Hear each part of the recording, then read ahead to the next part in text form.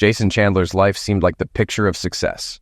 Raised in a close-knit, supportive family, he had always been a hard worker, excelling in school and later in business. His father, a self-made entrepreneur, taught him the value of discipline and integrity, values Jason carried into adulthood. A business degree from a reputable university, coupled with his natural acumen, positioned him for a promising career in the family's flourishing tire company. Jason wasn't just ambitious. He was a man of principle, intent on creating a life filled with purpose and stability. Karen Thornton had always been charming and ambitious, qualities that had initially drawn Jason to her.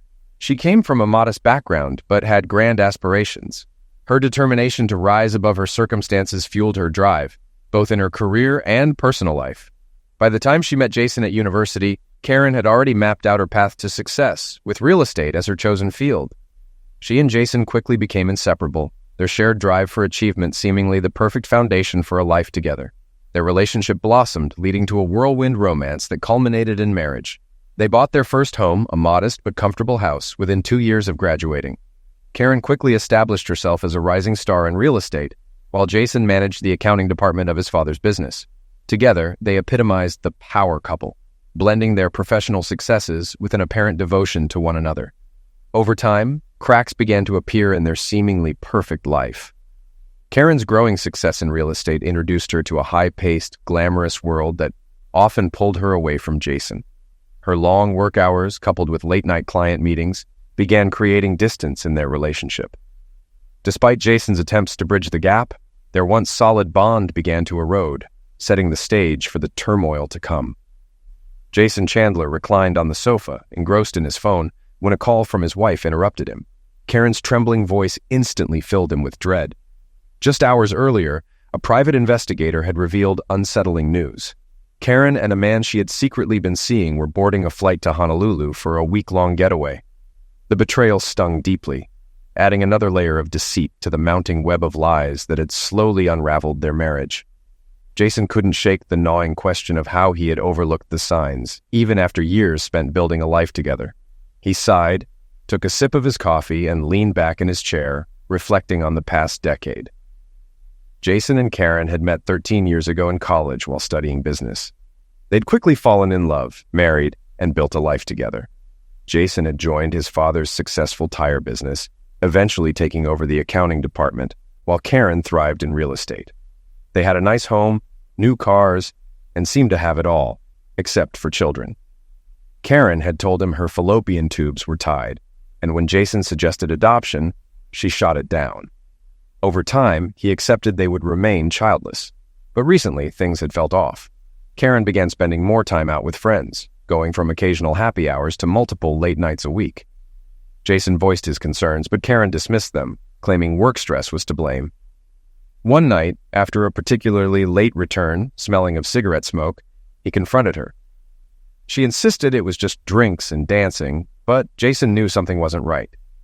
She apologized, but the tension lingered. Over the next few months, their closeness faded. What had been regular sex now dwindled to once every 2 weeks. Karen seemed more distant, no longer asking about Jason's day or showing interest in his life. Then, Jason caught her in a lie. He'd dropped by her office to surprise her for lunch, only to learn she had already left. That evening, she claimed she'd been at the office all day. He didn't confront her, but the lie stung. It made him wonder how many other times she had deceived him.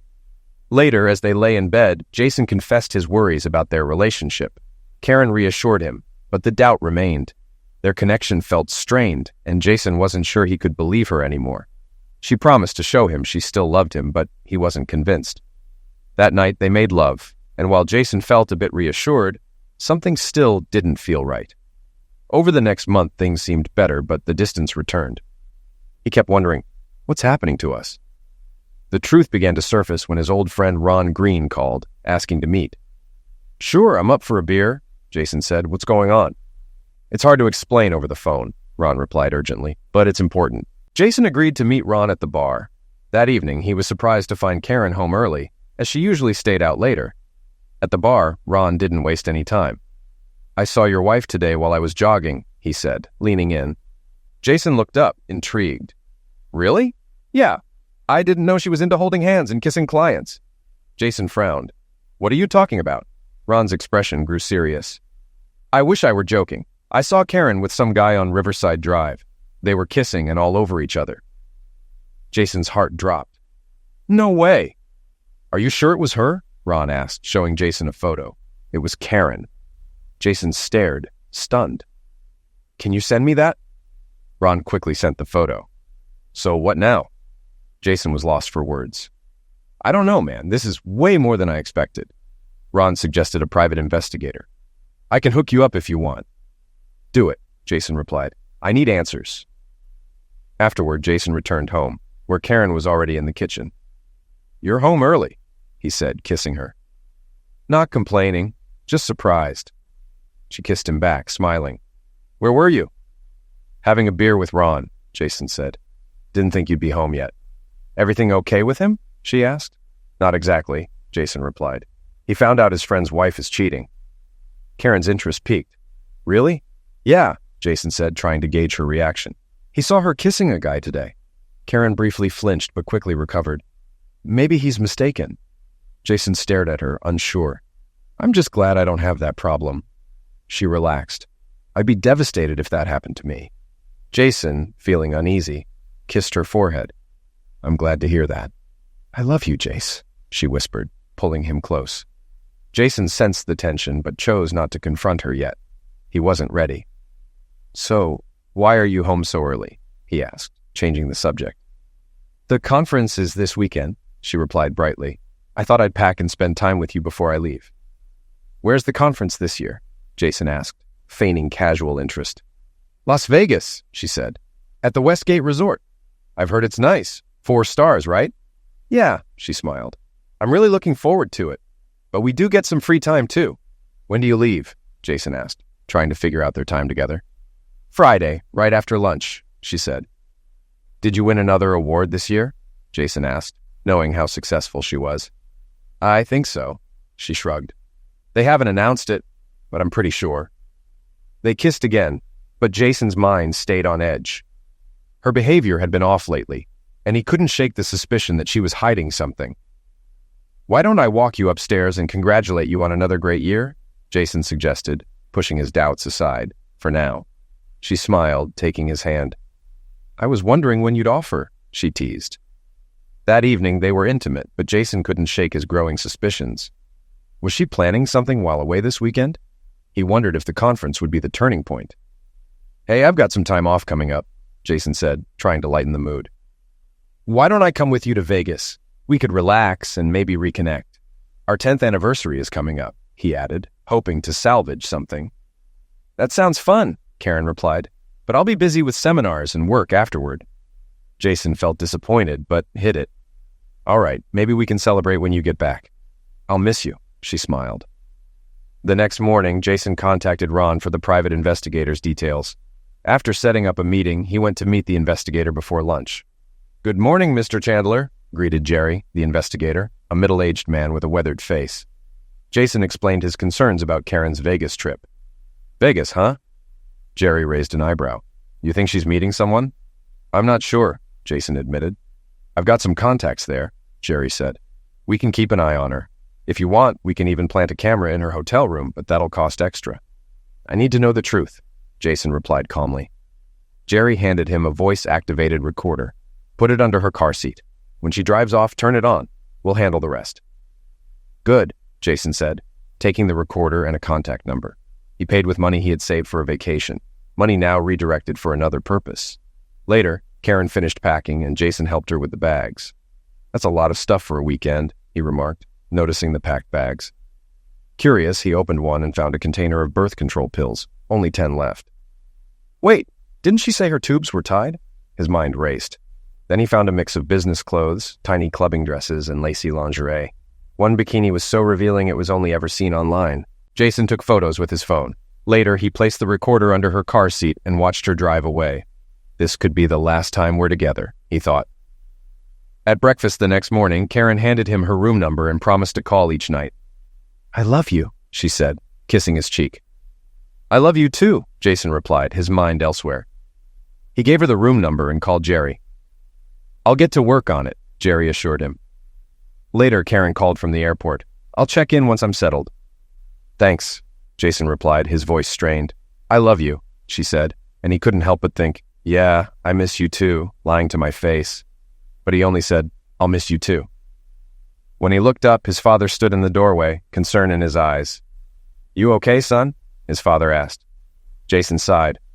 "I don't know, Dad." His father nodded and led him to the study. Jason explained everything he'd uncovered. "That doesn't sound like her at all," his father said, disbelief in his voice. "I can't imagine Karen doing this." "Neither can I," Jason muttered. "If you need anything, we're here for you," his father reassured him. "Thanks, Dad," Jason said, grateful for his support. Later that afternoon, Jason left work early and headed to the airport to track down Karen's car. He found it parked in the short-term lot and retrieved the recorder. The car was exactly as he expected, clean and organized, just like Karen always kept it. On the drive home, his phone rang. "Hey, baby," Karen's voice chirped. "Just wanted to let you know I made it." "I'm glad to hear it," Jason said, his tone steady. "I'm getting settled in. I'll call you tonight. Love you." "I love you too," he replied, though his heart wasn't in it. When he got home, he plugged in the audio recorder, hoping for silence. But halfway through, his world tilted on its axis. He could hear Karen's phone ring through the car's Bluetooth, the conversation clear. "Hey, baby," a man's voice said. "Hello, stallion," Karen responded with a flirtatious giggle. "You're such a stud," Jason's heart dropped. What the hell is going on, he thought, stunned. "I can't wait to see you again," the man continued. "Last week was amazing." "I'm glad you liked it," Karen giggled again. "So, are we set for next week?" "Next week?" Jason muttered in shock. "Yeah, it's all set," the man replied. "Did you tell your husband?" "Not yet," she said, sounding too calm. "Don't worry, I've got it all under control." "He doesn't know anything, right?" "Nope," Karen said, the words chilling. "He's too oblivious. I can tell him anything and he'll believe it." Jason's hands clenched around the recorder. His thoughts spun. "She's planning something next week and I'm not involved. This is the week of our 10th anniversary. The man's voice interrupted his thoughts. "I'm almost at the airport now. I'll see you at the hotel tonight, okay?" "I can't wait," Karen replied, excitement in her voice. "Bye, love." "Bye," she said, ending the call. Jason sat motionless, staring at the recorder in disbelief. He played it again, hoping it was a mistake. But no, it was as clear as day. She was having an affair, and it wasn't a one-time thing. She was even planning something for their anniversary week. How long has this been happening? Who is this guy? He grabbed a beer from the fridge and slumped into his chair, trying to make sense of it all. Had he really been so blind to the signs? What else had she hidden from him? He had always respected Karen's privacy, but now everything had changed. He knew where she kept the key to her office, so he went to the bedroom and found it in a drawer in her jewelry box. With a sense of entitlement he had never felt before, he unlocked her desk and began to sift through the papers inside. He was shocked by what he found. Among the documents, he found bank statements. Karen had been saving far more than she ever admitted. She had over $250,000 hidden away, and it wasn't just money. It was the purchases that told a story. A receipt for a men's Rolex watch. Jason didn't remember ever receiving something like that. But maybe her lover did. She'd also bought revealing lingerie, items he'd never seen before. But it didn't stop there. Buried beneath the receipts was something that hit him like a ton of bricks, medical bills from Planned Parenthood. Karen had been pregnant twice in the last 2 years and had terminated both pregnancies, paying cash out of her personal account. Jason's stomach churned. Had one of those pregnancies been his? Then he found the receipt for Plan B pills, purchased just a few days earlier after one of their intimate nights. The final nail in the coffin came when he found a receipt for a large down payment on an apartment in an upscale neighborhood. Was she planning to move out, or was this where she and her lover would escape to? Jason's mind raced. He examined the keys on her key ring, wondering if one was for the apartment. He'd find out soon enough. He powered on her computer, determined to uncover whatever else she was hiding. The passwords list was his next target. Jason accessed Karen's computer and easily logged into her email. Scrolling through, he quickly discovered several messages from Greg Wilson that detailed their sexual encounters. Karen's responses were almost identical each time. The emails, some nearly a year old, lined up with the period when Jason had first noticed changes in Karen's behavior. Initially, their meetings had been in hotel rooms, but it seemed they'd later moved their trysts to houses Karen was selling.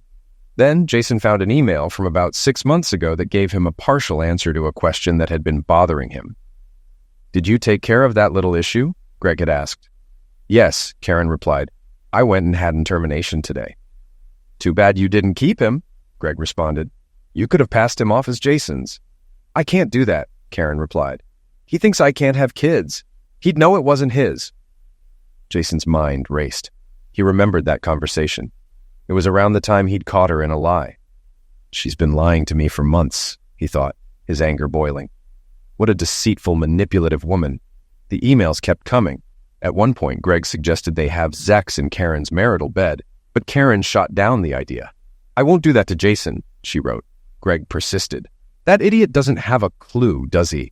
"No," Karen responded. "I'm not doing that." Greg then proposed an idea. "What if you had your own apartment? You could use the commissions to pay for a place and Jason would never notice." Karen seemed to entertain the thought. "You might be onto something," she replied. "I have my own account and Jason never asks about it. I'll see what's available." That had been about 3 months ago. The receipt for the apartment down payment was just over a month old. "I bought a condo," she emailed him. "I made the down payment and new furniture is coming next week. Jason doesn't know anything." Greg's reply was enthusiastic. "Perfect. We'll have to break in every room." Jason leaned back in his chair, staring at the screen in disbelief. The whole situation was beyond what he could have imagined. He kept reading. Greg eventually asked, "Why stay with your husband? Why not just leave him and move in with me?" "I still have feelings for him," Karen responded. "He's a pain, but he treats me well. I bought the condo so we have a private place to meet without worrying about hotel rooms. Besides, you're still married." Greg then promised he'd leave his wife in a heartbeat if Karen asked him to. "We'll see after the conference," Karen said. Jason froze. What conference? He thought, a sick feeling in his stomach. He was about to print the emails and save the receipts when the phone rang. It was Karen. "Hey, baby," she said sweetly. "How's everything? You sound off." "I've got a terrible headache," Jason said, trying to keep his cool. "I just wanted to let you know I'm getting ready for bed," Karen said. "Take something for your headache and get some rest. I love you." "Yeah, me too," Jason muttered, hanging up quickly. He clenched his fist. She has no idea how close I am to exposing her. After the call, Jason decided he needed to find out more about this Greg guy. A quick search on Karen's work website revealed that Greg Wilson was her regional manager. So, she was having an affair with her boss. Jason printed the page, adding it to the pile of evidence. But he couldn't calm down. He needed answers, and he was going to find them. He checked the address for Karen's new condo and found a series of numbers listed under alarm system in her paperwork. Of course she wrote it down, he thought, grabbing latex gloves from the garage. He wasn't leaving any trace. He found the apartment complex easily and parked in her spot. With gloves on, he tried the key that matched and stepped inside. He quickly disabled the alarm using the code he'd found. The place was well decorated, and Jason had to admit, Karen had good taste. Too bad her loyalty isn't as strong as her design skills, he muttered. Of course, there were no photos of him. This was clearly her getaway, a place to escape their marriage. As he wandered through, he noted that there was nothing in the fridge, and the pantry was empty. The apartment was furnished with sleek, modern pieces, and the living room had a large, flat-screen TV. When he entered the bedroom, he immediately noticed the lace curtains she loved, hanging elegantly down to the floor. He glanced down, noticing that the curtains were hanging over the electric heater, and wondered if she'd ever considered the fire risk. He opened the dresser drawers, finding lingerie he'd never seen, as well as men's underwear. He took pictures with his phone, documenting everything. In the nightstand, he found a card from Greg. It read, "Thanks for the watch. Can't wait for your housewarming party. Love, Greg." Fury surged through him.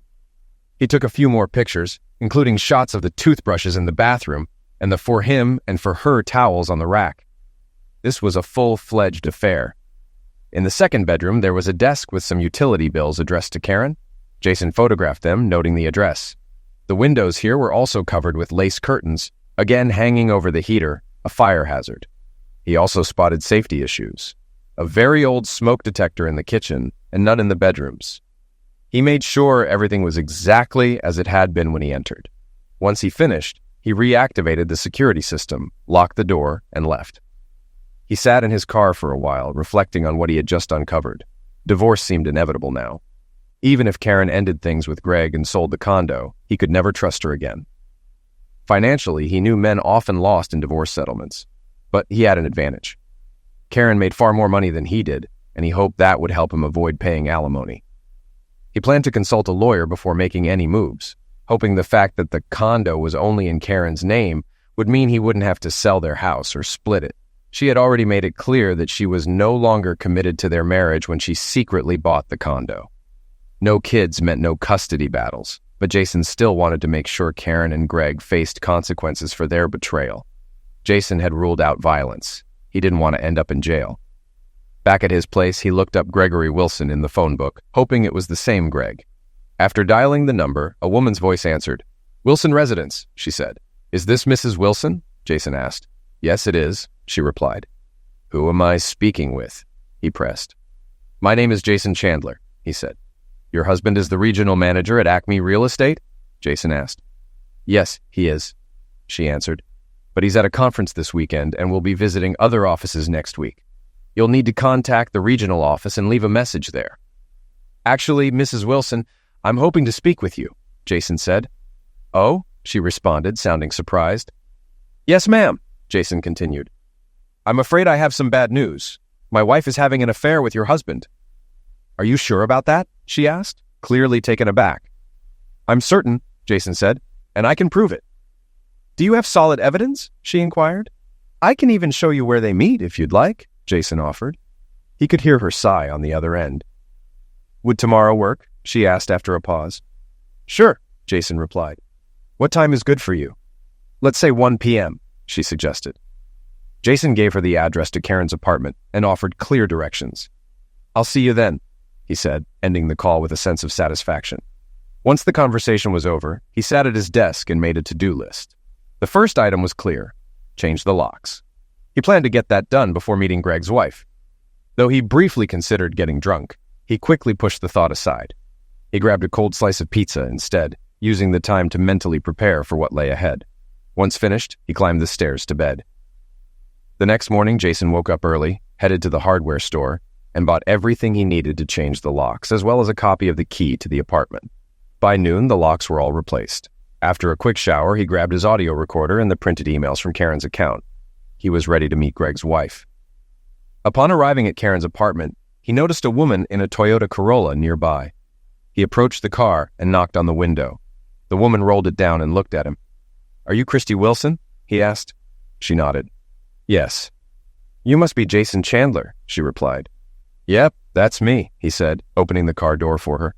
"Come with me and I'll show you where they've been meeting." "Just put these on first," Jason added, handing her a pair of latex gloves. "I don't want any fingerprints left behind." "Good idea," she agreed, slipping the gloves on. They walked toward the door, and Jason used the new key to open it. The security alarm deactivated as they stepped inside. Jason led her through the apartment, opening drawers and a closet to reveal Greg's clothes. "Oh my God!" Christy gasped, her voice trembling. "I've been looking for these clothes for weeks. I had no idea where they were disappearing to." "Has he been wearing a Rolex lately?" Jason asked. Christy nodded. "Yes, he said it was a gift from his company." Jason shook his head and pulled out a card from Karen's nightstand. He opened it and showed it to her. Christy read the note, her eyes welling up with tears. "Is this his handwriting?" Jason asked. "Yes," Christy sobbed. Jason then pulled out the emails he had printed, turned on the recorder, and played the audio from the previous Friday. "I'm sorry about all of this," Jason said, offering her a sympathetic hug. She wiped her tears. "It's not your fault," she replied.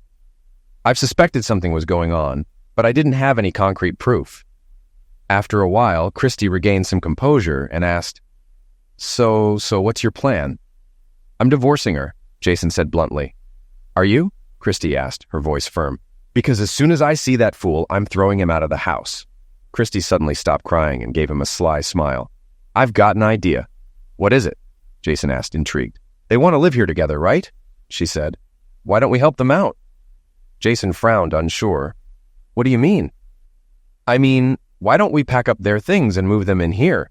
she suggested, her tone filled with mischief. Jason thought for a moment and then grinned. "I like that idea, but we better hurry. They'll be back in a day or two." She shook her head. Greg said he'd be gone for a week after the conference. I'm willing to bet Karen will find an excuse to leave too. Suddenly, Jason remembered the recorded conversation. Karen had asked him if he had everything ready for next week, but she hadn't specified what they had planned. Crap, he muttered, realizing she was probably right. I guess you're right. Still, I want her stuff out of my house as soon as possible. I'm with you, Christy said. Let's meet back here in 3 hours? Sounds good, Jason replied. I'll throw her things in trash bags. I'll be back in 3. See you then, Christy said, getting up. As Jason watched her leave, he couldn't help but notice her appearance. She was shorter than Karen, with a slender frame and a cute smile. He couldn't understand how Greg had cheated on this woman. They drove to their respective homes, then returned 3 hours later, their cars loaded with bags of Karen and Greg's belongings. They tossed the bags into the second bedroom, not bothering to care about anything breaking in the process. I didn't bother with Greg's stuff, Christy said nonchalantly. Me neither, Jason laughed. They shared a high five, and then Jason looked at her with a grin. I don't know about you, but I'm starving, he said. Same here, she replied. I could really go for a big, juicy burger. A big, fat cheeseburger sounds perfect, Jason said. I know just the place, she said. Let me treat you. Lead the way, Jason replied. They drove toward the bar he and Ron often visited. Once parked, Christy looked up at the building. A bar? She asked, skeptical. Trust me, Jason said. They make the best burgers around. You'll love it. All right, Christy said, still unsure. Just don't go pouring me booze and taking advantage of me. Jason laughed. As tempting as it sounds, I wouldn't do that to you. Damn, she said, laughing too. They entered the bar and ordered beers, burgers, and fries. As they ate, they exchanged stories about their failed marriages. Christy's story was strikingly similar to his. She had met Greg in college and they married soon after. But while she wanted children, he didn't. Greg started working at Acme Real Estate and Christy took a job in accounts receivable at a home remodeling company. Are you a CPA? Jason asked. She shook her head. No, I never got that far, but it's something I hope to do eventually. Jason shared a bit about his own work. We're always looking for good people. If you send me your resume, maybe we can help each other out. I can do that, Mr. Chandler, she replied, taking a bite of her burger. Just then, his phone rang. He saw it was Karen calling and answered in a neutral tone. Hello? He said. Hey, baby, Karen's voice slurred. She'd clearly been drinking. What are you up to? Just at the bar having a burger, Jason answered. Really? What's wrong with you? She asked. Guess what? I got the Best Salesman award. I'm happy for you, he replied, keeping his tone flat. They want me to stay in Vegas next week to work with the agents, she continued. Jason immediately knew she was lying. Isn't that great? They're even talking about promoting me to manager soon. Jason thought, of course, on her back. That's great, he said.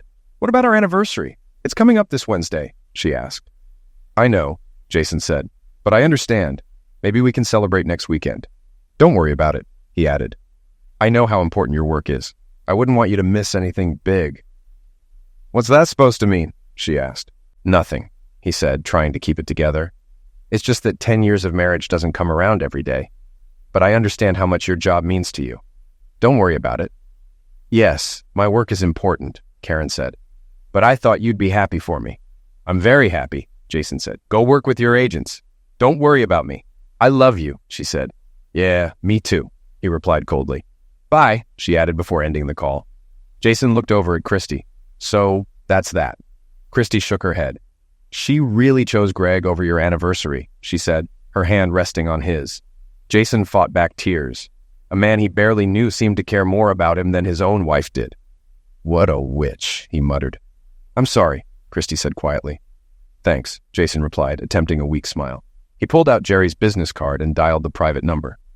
Jerry, he said when the older man answered. It's Jason Chandler. I just talked to Karen. She says she'll be in Vegas for another week. And you don't believe her? Jerry asked. Not for a second, Jason replied. I was just working on your report. I'll have my team watch them and see what they're up to. We'll move forward with it, Jerry said. I've also got something else for you. Your wife and her lover spent the night together. I've got video footage of it. I'll send it over if you want, and it'll be in the full report. Sounds good, Jerry, Jason said. Thanks. He ended the call and turned to Christy. Well, tomorrow we'll find out what's really going on, he said. They spent the night together. My private investigator is going to send me the footage. Would you like to watch it with me? Christy hesitated. Not really, she said. But I feel like I should. Jason nodded. Let's head to my place then. After paying for their meal, they left the bar and drove to Jason's house. By the time they settled into his office, the video had arrived in his email. Would you like something to drink before we watch this? Jason asked. Sure, Christy said. Coca-Cola, if you have it. I'll grab one for you, he replied, heading to the kitchen. He returned with 2 cold Cokes, handing one to her. He started the video, and they both watched in silence as Karen and Greg engaged in various sexual acts. Both Jason and Christy struggled to hold back tears as they saw their spouses enjoying each other's company. What followed was even worse, the pillow talk. So, what do you think our spouses are doing now? Karen asked.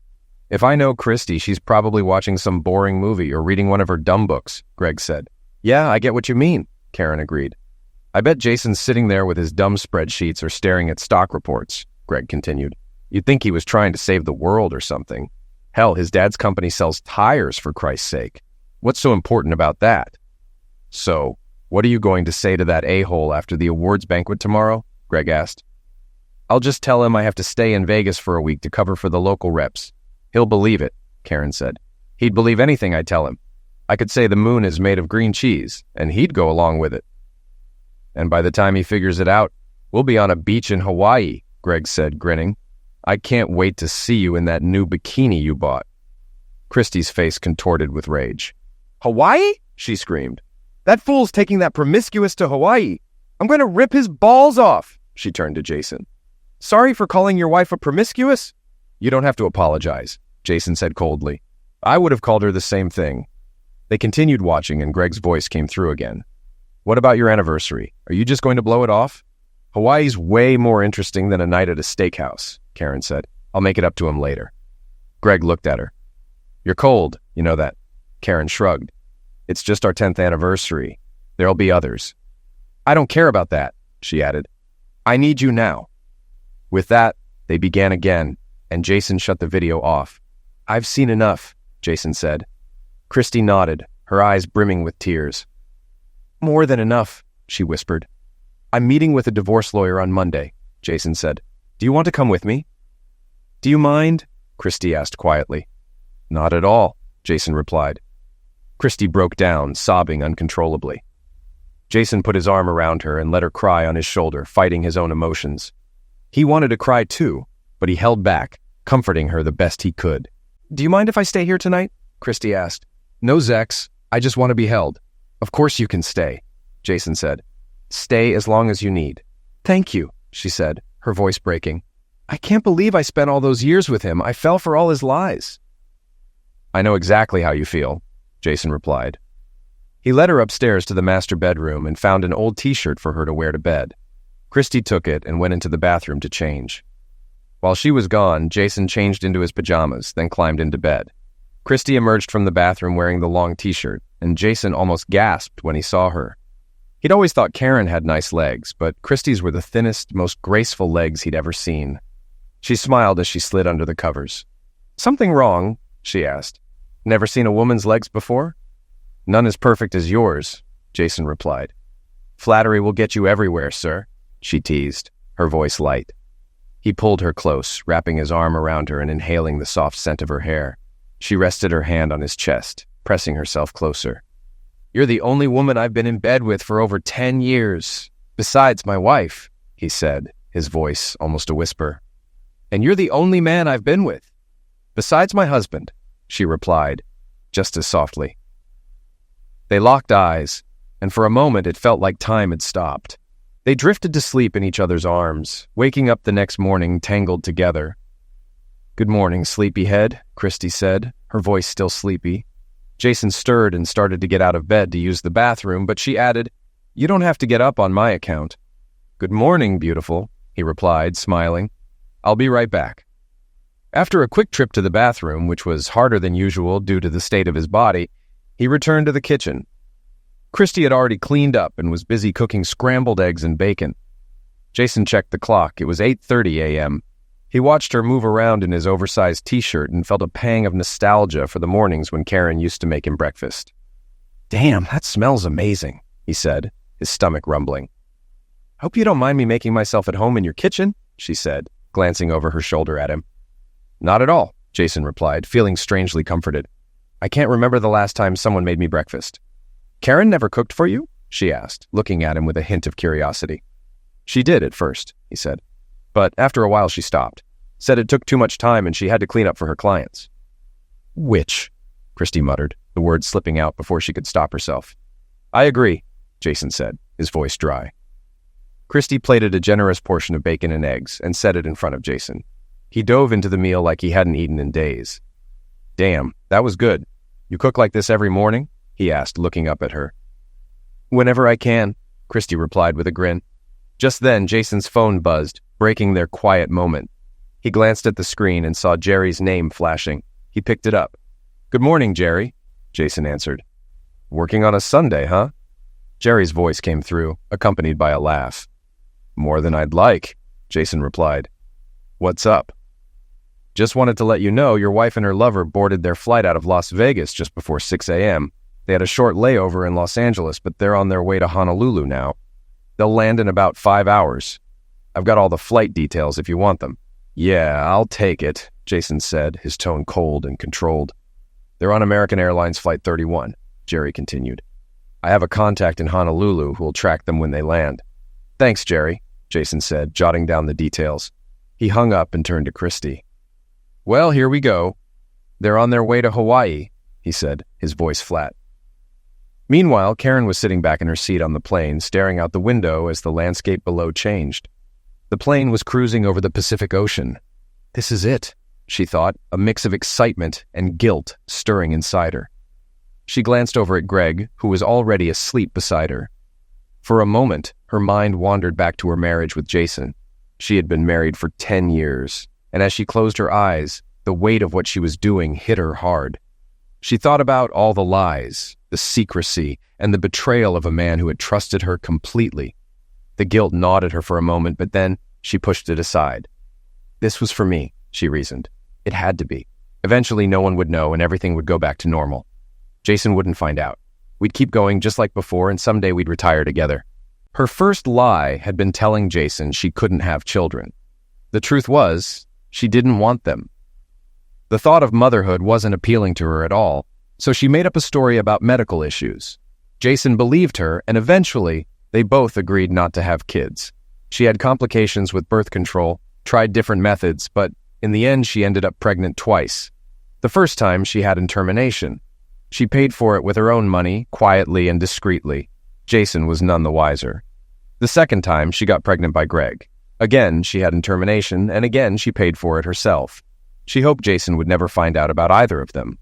As for the affairs, she had been faithful for the first 7 years of her marriage. But one day, everything changed. She met a charming, rich client, and before she knew it, they were in bed together. It wasn't something she did often, just a handful of times over the next year and a half. But it felt exciting, and she didn't feel bad about it. She justified it by thinking, if others can do it and get away with it, why can't I? Jason didn't need to know. She still loved him, and what he didn't know wouldn't hurt him. Then, there was Greg. He was everything Jason wasn't. Jason was careful, calculating, a man with a set plan. Greg, on the other hand, was spontaneous, living for the moment. While Jason had spent his life working for his father, Greg was carefree, with no set career or future plans. But it wasn't just the differences in their lives that drew her to Greg. It was how he made her feel. Where Jason took his time and focused on her pleasure, Greg was quick, demanding, and raw. At first, their secret meetings were held at motels and hotels around town, or occasionally at the house they were trying to sell. But over time, she grew uneasy about being caught. Someone might see them and alert either Jason or Greg's wife, Christy. The tipping point came one night when Jason expressed his worry that their relationship was slipping away. Panicked, she pulled back from Greg, distancing herself emotionally. For a short time, she threw herself into her marriage, but it didn't last long. Greg, eager to start fresh, suggested they find a way to be together more openly, but she feared Jason might discover their affair. She needed a plan, so she decided to buy her own apartment. That way, she'd have a private space for her and Greg, separate from her life with Jason. Greg had suggested using the bed she shared with Jason, but she refused. Even though Jason could be boring and predictable, she still had lingering feelings for him. Besides, the two of them had long agreed to file their taxes separately, which meant she could move out and still maintain some financial benefits. She convinced herself it was a win-win situation. This thinking eventually led her to plan a trip to Hawaii with Greg. She took a week off from work, telling everyone she was going with Jason after their annual company conference.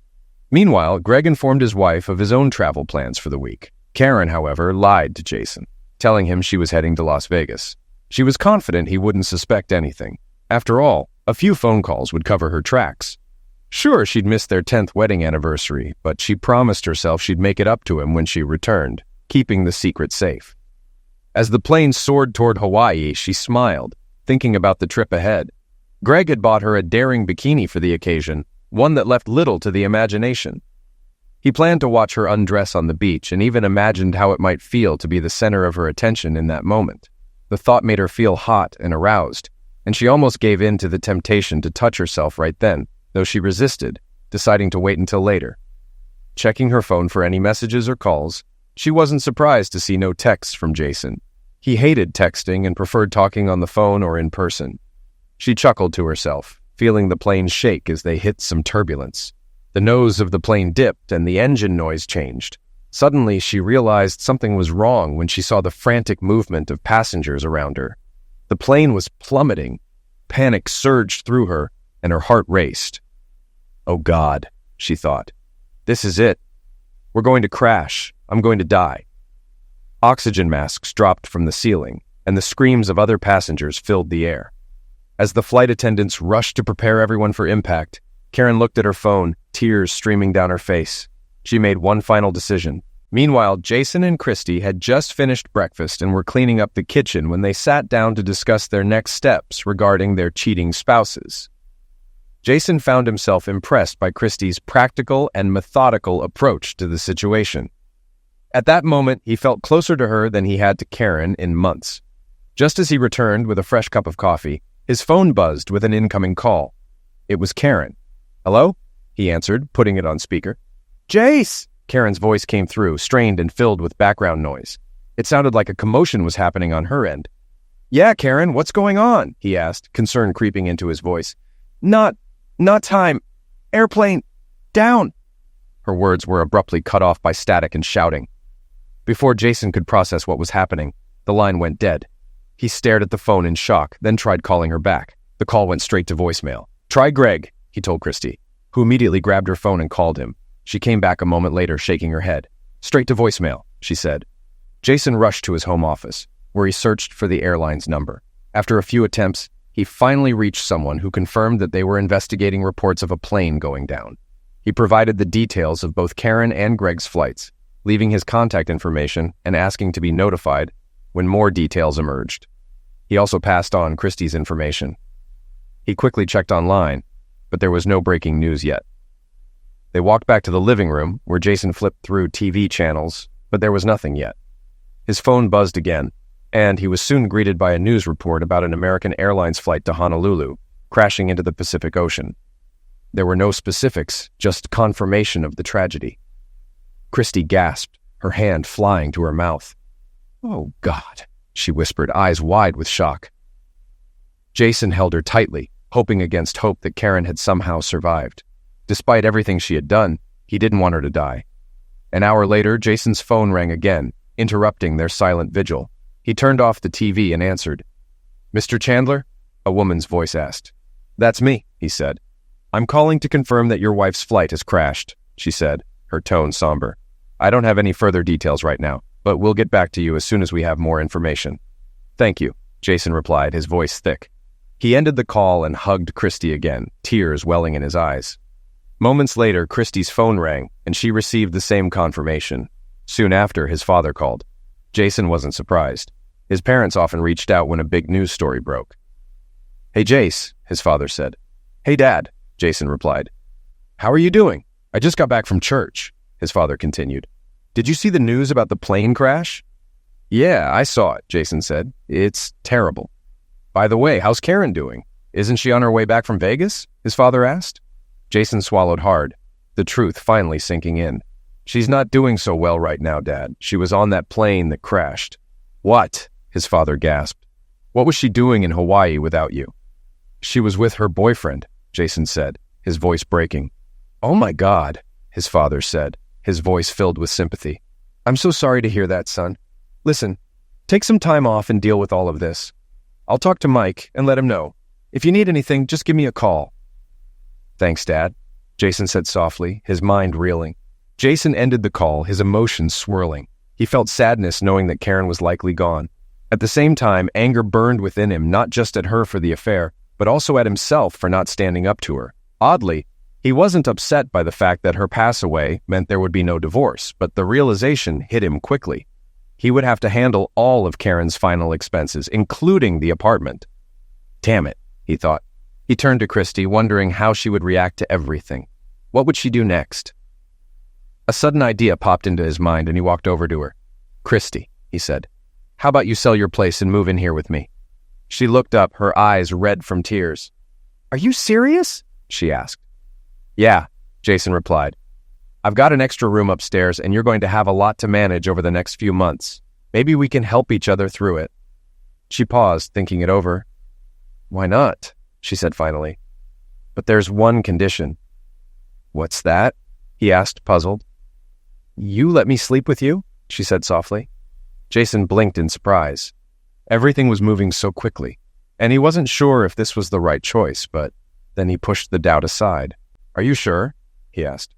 "It's been years since I felt truly comfortable with my husband," she admitted. "But last night, for the first time in a long time, I felt satisfied. Is that okay with you?" "It's more than okay," Jason said, feeling an unexpected rush of relief. "Great," she said. "I'll go back to the house, grab my things, and be back tonight." "I'll be here," he replied. Once she left, Jason made a call to Lucy, the office manager where Karen worked. "Hello," Lucy answered. "Hi, Lucy, it's Jason Chandler." "Oh, hi, Jason," she replied. "How was Hawaii?" Jason hesitated, his throat tight. "I don't know. I heard it's nice there." Lucy was confused. "I thought you two were going after the company meeting?"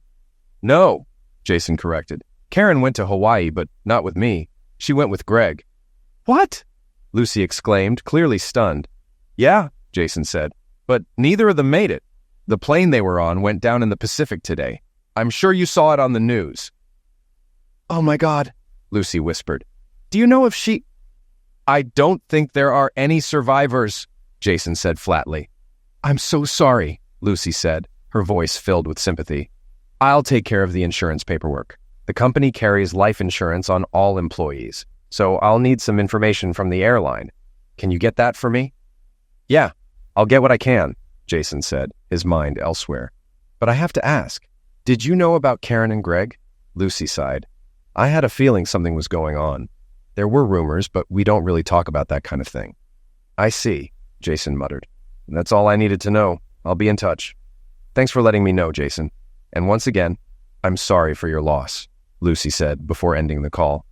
Later that evening, while Jason and Christy were watching TV, a breaking news report flashed on the screen. It showed footage of the plane's final moments, captured by a nearby cargo plane. The video showed the doomed flight spiraling out of control, plummeting nose first before disintegrating on impact with the ocean. The crew of the cargo ship had turned around to search for survivors, but found none. Though they did recover bodies and a large amount of luggage, including Karen and Greg's things. However, neither of their bodies were found. In the months that followed, life for Jason and Christy was a blur of activity. Christy moved in with him and sold her house. Jason was left to deal with the aftermath of Karen's apartment, which held nothing of value to him. He donated everything to Goodwill and eventually sold the apartment, recouping the original amount Karen had paid for it. Both Jason and Christy received $500,000 insurance payouts from Acme Real Estate for the loss of their spouses. Christy quickly settled in, and they began to remove every trace of Karen from Jason's life. Photos were tossed, knickknacks were packed away, and all the furniture was replaced, especially the bed. Family members took what they wanted, and the rest, along with the cars, was either sold, donated, or scrapped. Then came the long process of sorting through Karen's bank accounts. After months of paperwork, Jason finally received a check for about $250,000. Meanwhile, lawyers began circling, hoping to cash in on the accident. An investigation later revealed that the flight crew had misinterpreted warning signals and made critical errors. The plane had been descending at a terrifying rate, 12,000 feet per minute, before it crashed into the ocean at around 135 miles per hour. The whole descent lasted just over 3 minutes. Jason couldn't help but imagine how miserable those last moments must have been for Karen, especially as she realized the enormity of the situation. In his mind, it was too little, too late. Fortunately, the airline settled with the families, providing each passenger's relatives with over $175,000. Jason and Christy ended up with more than $1.6 million. After taxes and other deductions, they still had a sizable fortune. With no bodies recovered, no funeral was held for Karen or Greg.